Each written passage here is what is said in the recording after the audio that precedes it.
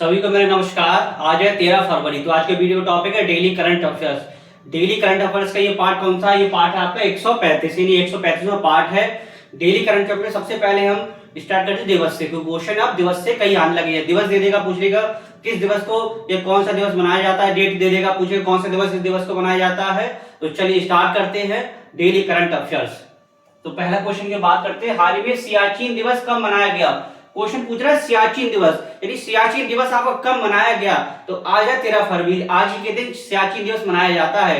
Question सीधे पूछ रही है सियाचिन दिवस कब मनाया जाता है? तो सियाचिन दिवस आपका कब मनाया जाता है? 13 फरवरी, सॉरी 13 फरवरी, 13 अप्रैल, फरवरी नहीं चलिए अप्रैल, 13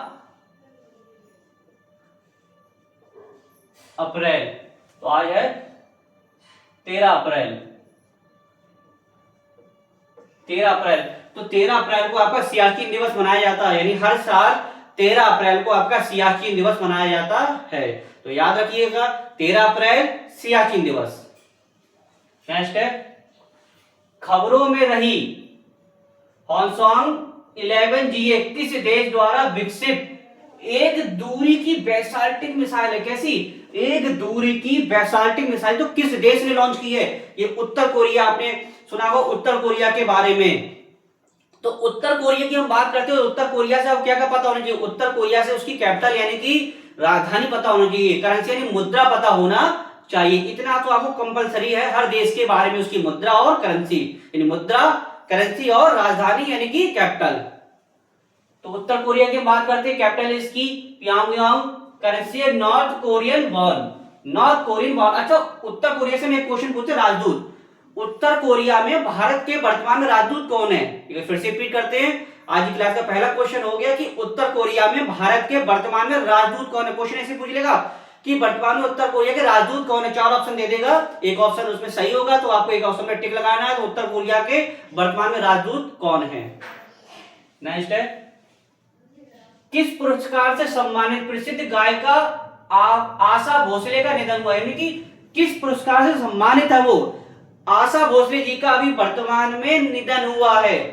तो किस पुरस्कार से सम्मानित है? आशा भोसले का निधन हुआ, ये 92 वर्ष की आयु में इनका निधन हुआ। ये 12,000 से अधिक, यानी 12,500 किस कहीं के डाटा दिया होता तो 12,000 से अधिक इन्होंने गाना गाए हैं और 20 से अधिक भाषाओं में इन्होंने क्या चीज गायन किया है। यानी 20 से अधिक भाषाओं में तरह तरह जो 20 भाषाओं में इन्होंने अपना गायन किया है और 12,000 से अधिक इन्होंने गाना गाए हैं और 92 वर्ष के निधन में निधन हुआ है। तो पूछ रहा है कि किस पुरस्कार से सम्मानित उन्हें किया गया था? तो समझते हैं हम, ये था आपका पद्म विभूषण, पद्म विभूषण से इन्हें सम्मानित किया गया था। नेक्स्ट है, रग्बी प्रीमियम लीग का दूसरा संस्करण किस शहर में आयोजित किया जाएगा? रग्बी प्रीमियम लीग का पूछ रहा है, रग्बी प्रीमियम लीग का दूसरा संस्करण किस शहर में आयोजित किया जाएगा? हैदराबाद।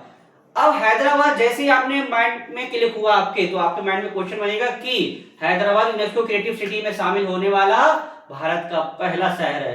तो यही हैदराबाद पहला शहर है, तो इसी से हम क्वेश्चन पूछते हैं कि यूनेस्को क्रिएटिव सिटी में शामिल होने वाला भारत का दूसरा शहर कौन सा है? हमने कई बार आपको बता चुके हैं कि यूनेस्को की क्रिएटिव सिटी में शामिल होने वाला भारत का दूसरा शहर कौन है, कमेंट्स में बताइएगा। नेक्स्ट है, लता दीनानाथ मंगेशकर पुरस्कार 2026 से किसे सम्मानित किया गया? कौन सा है? लता दीनानाथ मंगेशकर पुरस्कार 2026 से किसे सम्मानित किया गया? तो एक है कैलाश सत्यार्थी जी। कैलाश सत्यार्थी जी को ये 5वां संस्करण, 5वां मतलब क्या, कौन सा ये 5वां लता दीनानाथ मंगेशकर पुरस्कार 2026 ये 5वां है। चौथा इससे पूर्व अलग अलग व्यक्ति को मिल चुका है।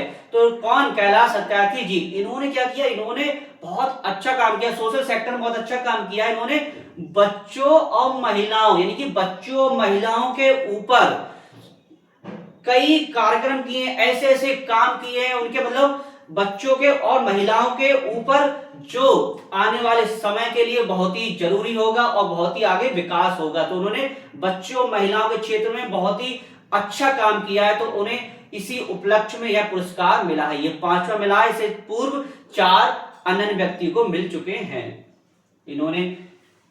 इन्हें मिला है कैलाश सत्यार्थी जी को, और बाल अधिकार और सामाजिक न्याय के क्षेत्र में महत्वपूर्ण उन्होंने काम किया कि इस उपलक्ष्य में 2026 में पुरस्कार मिला है। नेक्स्ट है, ये भी महत्वपूर्ण है, ये भी महत्वपूर्ण है। राष्ट्रीय शिक्षा नीति एनईपी 2020 के तहत एनसीईआरटी द्वारा कक्षा 9वीं के लिए जारी की गई हिंदी की नई पुस्तक का नाम क्या है? तो एनसीईआरटी कक्षा 9वीं की कक्षा के लिए जारी की गई हिंदी की पुस्तक का नाम क्या है? ये महत्वपूर्ण है। एनसीईआरटी के तहत कक्षा 9 की जो हिंदी की पुस्तक जारी की उसका नाम क्या है? उसका नाम है गंगा। ये गंगा उस पुस्तक का नाम है। क्वेश्चन याद रखिएगा कि इसका उत्तर क्या होगा? गंगा। ये महत्वपूर्ण लगा लीजिए।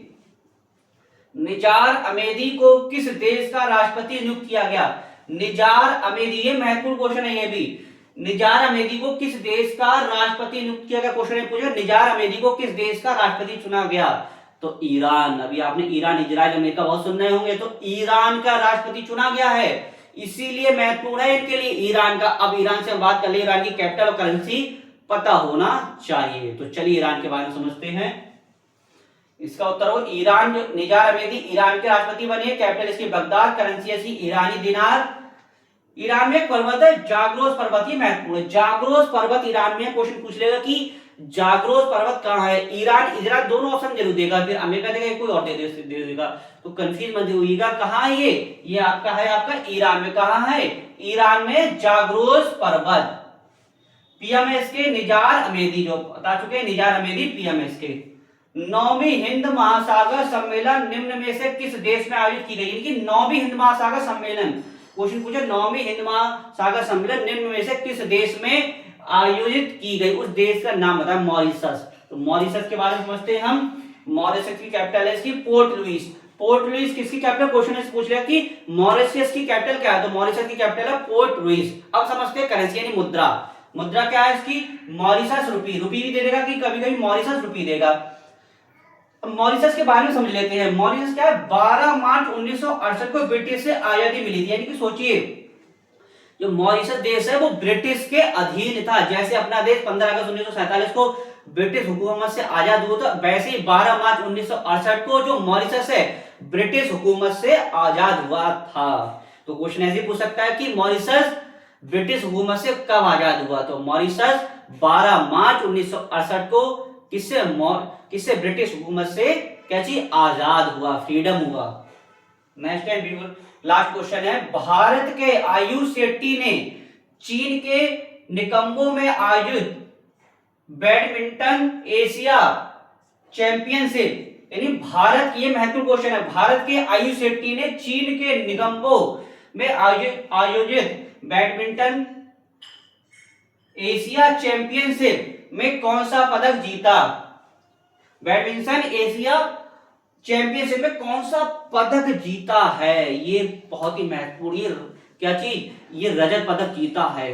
सोचिए, ये है 61 वर्षों में बैडमिंटन एशिया चैंपियनशिप में भारत का पहला पुरुष एकल रजत पदक मिला है। कितना?